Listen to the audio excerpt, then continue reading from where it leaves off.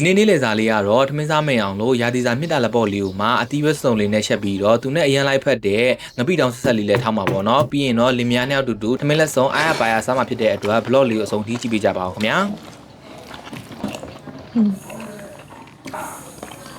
အားလုံးပဲမင်္ဂလာပါခင်ဗျာဒီနေ့ကတော့မြစ်တာလက်ပေါ့ချက်ဖို့အတွက်အိုးထဲကိုပြုတ်ထားပြီးသားမြစ်လေးတွေကိုထည့်ပေးလိုက်ပါတယ်ပြီးရင်တော့အရသာအတွက်စားဟင်းခတ်မုံနဲ့စိမ့်စံငပိလေးကိုထည့်ပြီးတော့ဒါအဖုံးလေးဖုံးပြီးတော့ချက်ထားပေးရမှာပေါ့နော်ရေလေးတွေဆူလာပြီဆိုရင်တော့ကျွန်တော်တို့ကဒါအနူးမလွယ်တဲ့ဒညင်းဝက်လေးနဲ့ပိနေစီလေးတွေကိုထည့်ပြီးတော့ချက်ထားပေးရပါမယ်ပြီးရင်တော့ဆန်လမှုတ်လေးကိုဒါအရေးဖြော်ပြီးတော့ထည့်ပေးရမှာပေါ့နော်ဆန်လမှုတ်ထည့်ရင်တော့ကျွန်တော်တို့ဒါဟင်းလေးကိုမခဲသွားအောင်လို့အဆက်မပြတ်မှွေပေးနေရမှာပေါ့နော်ဆန်လမှုတ်လေးတွေမခဲတော့ဘူးဆိုမှကျွန်တော်တို့ဒါလိုချင်တဲ့ရေအတိုင်းအတိုင်းထည့်ရမှာပေါ့နော်ပြီးရင်တော့ဟင်းလေးပူချိုသွားအောင်လို့ပစုံလေးကိုခတ်ပေးလိုက်ပါမယ်ပေါ်ရမှာရှိတဲ့အမြုပ်လေးတွေကိုလည်းဖယ်ပေးရမှာပေါ့နော်အဲဆိုရင်တော့ကျွန်တော်ရဲ့မြစ်တာလက်ပေါ်ဟင်းလေးရပါပြီအနံ့လေးမှုရအောင်လို့ကျွန်တော်ကမြစ်တာလက်ပေါ်နဲ့လိုက်ဖက်တဲ့အနံ့လေးဖြစ်အောင်လို့ပေါ့နော်စပုတ်ရွက်လေးနဲ့ပင်စိမ်းလေးကိုထည့်ခတ်ပေးလိုက်ပါမယ်ပြီးရင်တော့အထက်အောက်နှံ့နေအောင်လို့မှုပေးလိုက်ပါမယ်ဒါဆိုလို့ရှိရင်တော့ကျွန်တော်ရဲ့အနံ့အရသာနဲ့အယောင်အစင်းနဲ့ပြည့်စုံတဲ့ဒါရာသီစာမြစ်တာလက်ပေါ်ဟင်းကြိုလေးရပြီပေါ့နော်မြစ်တာလက်ပေါ်ကြိုက်တဲ့လူတွေလည်းဒါလိုက်ချက်စားလို့ရပြီပေါ့နော်ပြီးရင်တော့သူနဲ့အရန်လိုက်ဖက်တဲ့ဒါငပိတောင်လေးထောင်းပါပေါ့နော်ကျွတ်သွန်မြူခွာထားတာလေးတွေနဲ့ဒါပစွန်ချောက်လေးတွေကိုအရင်ထောင်းပေးလိုက်ပါမယ်ပြီးရင်တော့ဖုတ်ထားပြီးသားစိစံငပိလေးတွေကိုထည့်ပြီးတော့ထောင်းပေးလိုက်ပါမယ်အရသာအတွက်ဟင်းခတ်မုတ်လေးရဲ့ငရုတ်သီးကြက်မုတ်လေးရဲ့ထည့်ပြီးတော့ထောင်းပေးလိုက်ပါပေါ့နော်ဒီနေရာမှာငရုတ်သီးစိမ်းသုံးကျင်လည်းရတာပေါ့နော်ကျွန်တော်ကတော့အရှင်ရတာမထည့်တော့ဘူးပေါ့နော်စားကနေကြမှာဒီငပိလေးပေါ်ကိုတမယာသီးလေးညှစ်ပြီးတော့စားမှာပေါ့နော်ကဲထမင်းစားပြကြပါကုန်ပြီလားဖြိုးတော့အခုမှစားမှာပေါ့နော်အိမ်မှာတော့ဒီနေ့မြစ်တက်လာပေါ့ရှယ်ချက်ပါတယ်ဖြိုးကတော့မြစ်တက်လာပေါ့မစားဆိုတော့ဒီမှာဝက်အချိုချက်လေးနဲ့စားမှာပေါ့နော်မြစ်တက်လာပေါ့နဲ့ငပိတောင်နဲ့လိုက်ဖက်နေရောပဲကဲစားကြပါမယ်စားပါမယ်ကဲမြစ်တက်လာပေါ့လေးစားမယ်ဝက်တမ်းစားလားစားမယ်လေမြစ်တက်လာပေါ့နဲ့ပစုံနဲ့ဖြိုးတော့ဝက်အချိုချက်လေးနဲ့ပေါ့နော်ငပိတောင်လေးကိုတမယာသီးလေးညှစ်ထဲပေါ့နော်ကိုစားခြင်းတဲ့ဘက်မှာတမယာသီးလေးထည့်လိုက်တာပေါ့ကဲဖြိုးရနေနေစားမယ်ငုတ်ဒီစိမ်းမထည့်နိုင်တယ်လို့သူ့ပြောထားတယ်ငုတ်ဒီစိမ်းနဲ့ဆိုဖြိုးစားရင်ဖိုက်အောင်မှကြောက်လို့လေကဲဖြိုးကတော့ဝက်အချိုချက်လေးနဲ့ပေါ့နော်မြစ်တာပေါ်လေးနဲ့ငပိတောင်လေးနဲ့စားပါဦးခင်ဗျာစားပါလေ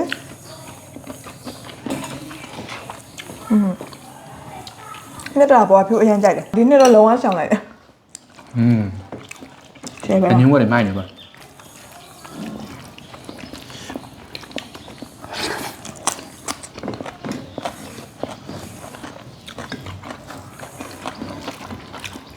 ပြီးတော့ကောင်းတယ်။တမယာဒီနှစ်တဲ့ပုံမှန်ပါတယ်။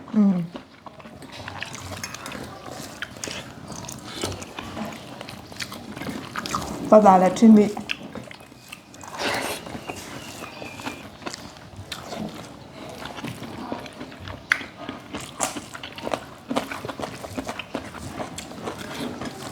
အခုကျန်တော့မြစ်တွေမိုးတွေပေါ်ရပြီဆိုတော့ရှယ်ပေါ့နော်အရင်နှစ်ကဆိုလို့ရှိရင်တော်လည်းမှနှစ်တွေလိုက်ရှာပြီးတော့ကိုယ်တိုင်ချက်စားတာတတိယအခုကတော့မစားရအောင်ဆိုတော့တော်လည်းမသွားတော့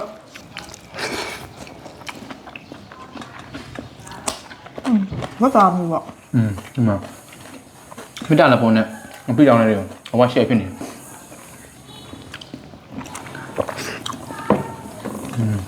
ဟောတာလေးစားပေးတယ်မှာဟောတာကောင်းတယ်ချုံတယ်ဟောတာအင်းနော်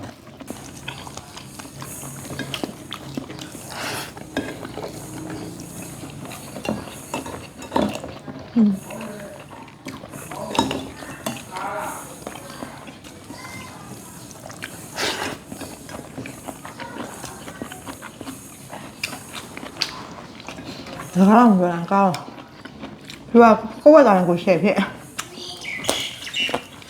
မြစ်တာလက်ပေါ်ကကျတော့လုံမိုးရသည်တွေမှာချက်ဆိုင်ပို့ပြီးတော့ရတာရှိတယ်မြင့်လေးတွေကနုနုဖတ်ဖတ်လေးနဲ့လေရှယ်ပဲ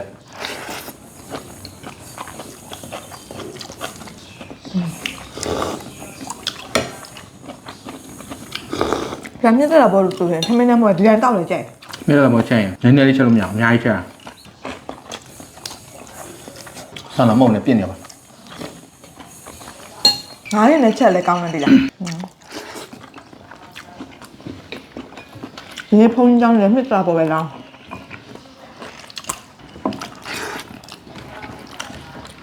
ချုံမလား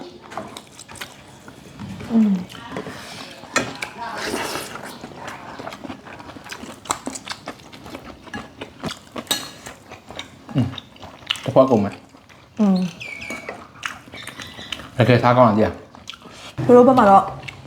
မွန်กินရတော့ဒါနှစ်တလားပေါ်ဒီချက်ဆိုအိမ်တိုင်းဒီပါချက်စားကြတယ်ကြိုက်ကြတာပေါ့နော်မြစ်ပေါ်ပြီးဆိုတာနဲ့တာပေါ့ပဲ